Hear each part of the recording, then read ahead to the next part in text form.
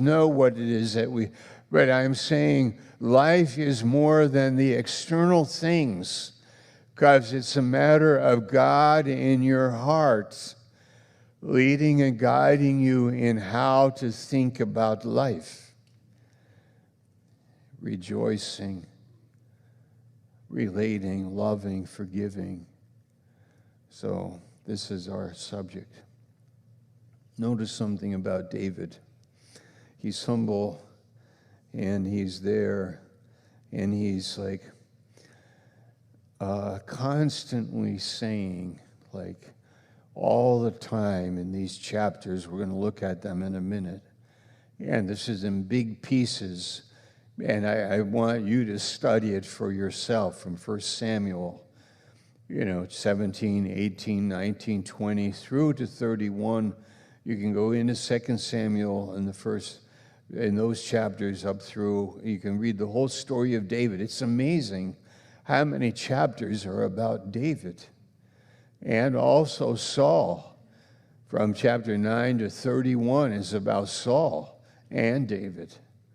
And why are they compared to each other? But because I think God is telling us that in your life, I want you to be like David, but sometimes you will be like Saul. And you'll take a downward, you'll start thinking in the wrong way. And it'll take you down the drain if you keep going that way. If you think like he did, it'll take you down to a witch.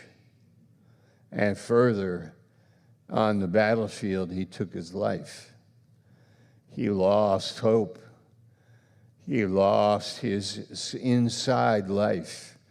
The inside life can be like a cancer. And I'm always saying it's the outside. It's the outside. That's the problem. It's my mother is the problem. My school is the problem. My church is my job is my boss is the problem. It's always on the outside. And so God is saying, hold it. No. I did something for you. I gave you my son. And life is about you knowing my son, being conformed to his image, becoming a servant of God, a minister. Life is about you gaining, not losing. Life is about you increasing, not losing. But if you live in your flesh, you will be losing. But if you walk in my spirit, you will be gaining.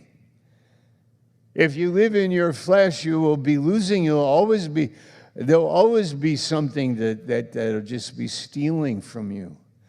Your joy, your faith, your wisdom, your opportunities. The same man could say, I don't have any opportunities. And the man is saying, I got everything going. God is answering my prayer. I got an opportunity. I found a narrow way. I found an answer. I found God leading me. Why wouldn't he lead me if I'm seated in heavenly places? If Christ died and I've been raised with Christ, why wouldn't I be in this world manifesting a living God? Why wouldn't he send us into this world to manifest a living God in a prison like Paul? In poverty like Paul? In sickness like Paul? And so on.